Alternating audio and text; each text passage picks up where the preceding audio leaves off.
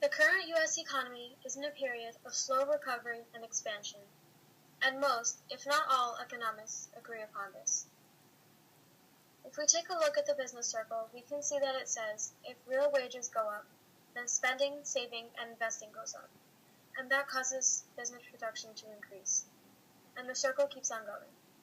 We can tell from statistics that U.S.'s gross domestic product, or GDP, has risen approximately 3%.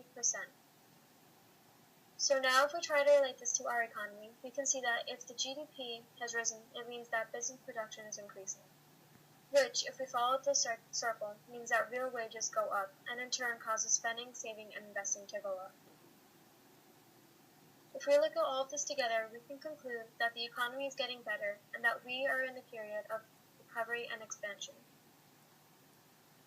This is a good thing for average Americans because since the unemployment rate has gone down about 2.3%, almost 7 million new jobs have been created in just the past 3 years. Now, more people are employed and working, and this is stimulating the business circle. When people get employed, they earn more money. This allows them to spend more of their money on goods and services. The more people spend on buying goods and services, the more business production goes up. And when business production goes up, real wages go up too. And you already know that the business circle keeps on going.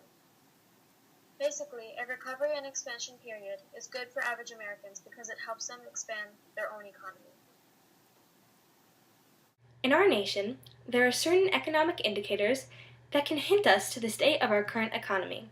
One of these indicators is the real GDP, or gross domestic product, of the United States. Currently, the real GDP is up, positive 2.5%, meaning we are in a state of recovery. This statistic in literal sense means that in the business circle, business production is up, which causes real wages to go up, as well as saving, spending, and investing. For Americans, the real GDP growth percentage means that they can spend more, save more, and invest more because their wages are up. A second indicator on the condition of the economy is the unemployment rate. From this graph, we can see that the unemployment rate is approximately 7.5%, which is an improvement from the last few years because, as you can see, the unemployment rate in 2010 was about 9.8%. This statistic shows that the economy is opening up new jobs for Americans since less citizens are unemployed. This impacts many Americans because now it is a lot easier to find a job if you are looking for a new one or unemployed. Basically, since the unemployment rate is down, more Americans are employed and more jobs are being created, which is very beneficial for the economy. Our final economic indicator we'll be discussing today is the CPI rate, or Consumer Price Index. Our current CPI percentage is negative 0.4%, which means we are in a period of deflation, not the best for our economy. To give you a better visual, here is the CPI percentages from the past few years. As you can see, today our CPI is deflating, but in prior years our CPI was inflating, which is not necessarily a bad thing. For Americans, this deflation of 0.4% is not very bad because the cost of everyday items like gasoline, food, and clothing is less, meaning their dollars can be used to buy more. But for businesses and sellers, deflation is not all good because their products are not selling for as much, which therefore decreases the amount of income they receive. It can be argued whether deflation or inflation is good or not, but no one really wants deflation. Ideally, there should be a small amount of inflation of about 3 or 4%.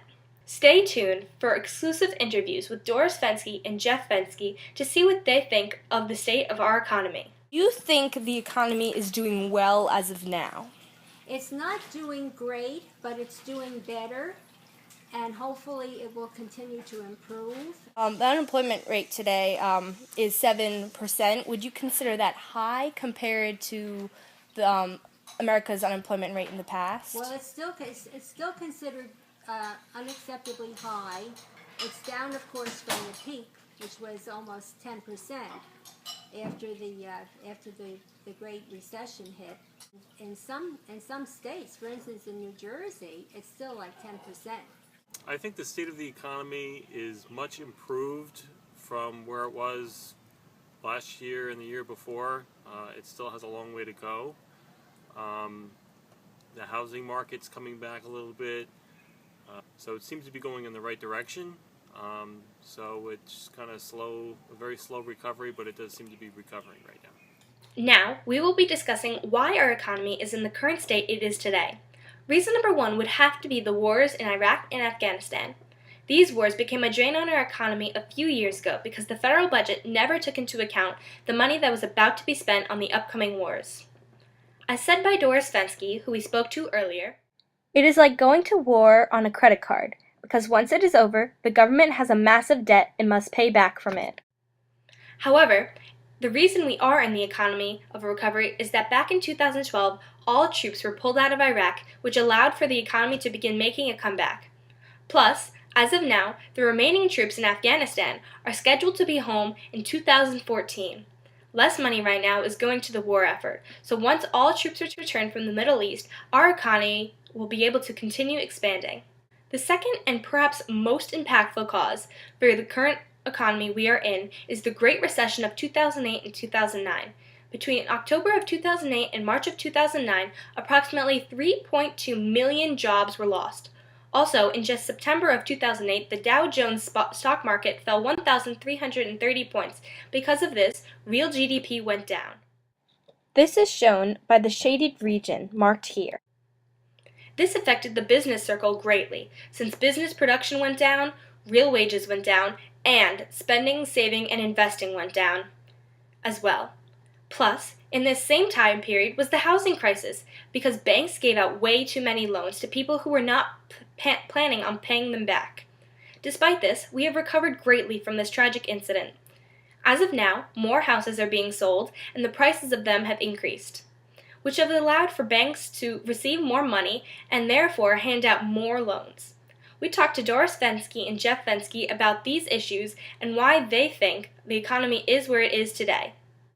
You know, it's all the result of this big recession we just went through, and it's going to take, it is taking quite a while, but it's a lot better than what it was just a few years ago. I don't pretend to know all of those things, but most people think the recession that we dipped into with the economy was widely due to the housing market. Home prices were going up dramatically.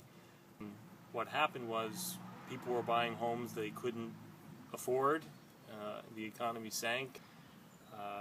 It's just we've been trying to climb out of it ever since. With our economy slowly recovering from the past, more jobs need to be open, and more people need to be employed. That's why I'm here to tell you today that the trend is over. Allow me to introduce to you the Eagle, an all-American car.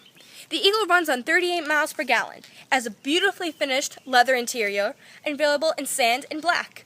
The Eagle will help our businesses increase production, as well as open up new employment opportunities, thereby decreasing our whopping unemployment rate today.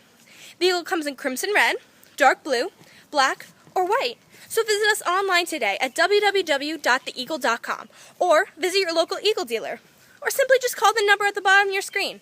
But if you call right now, you'll receive the first 3 inspections 100% free. That's right, so call or click today. You'll be glad you did. To purchase the Eagle, go to www.theeagle.com or call 1-800-57-EAGLE. Once again, that's 1-800-57-EAGLE. Call now while offer still stands. In my opinion, to help the economy continue to grow, we should decrease the reserve ratio in banks. Right now, the reserve ratio is at 10%, but if we lower this number to between 5 and 8%, banks will not be required to keep more money. Instead, they can circulate the money to people, which would increase spending, saving, and investing, and therefore stimulate the business circle in a positive way. Also, we could have banks decrease interest rates to encourage people to withdraw from their bank accounts and increase saving, spending, and investing. These 2 suggestions, I feel, would greatly impact the business circle. If banks circulate more money, the business circle will cause our economy to inflate, which would be very beneficial since it is deflating right now. And also, it would increase the CPI percentage slightly, which would be highly beneficial as well. We expect that the economy will still be in a period of slow recovery and expansion next year.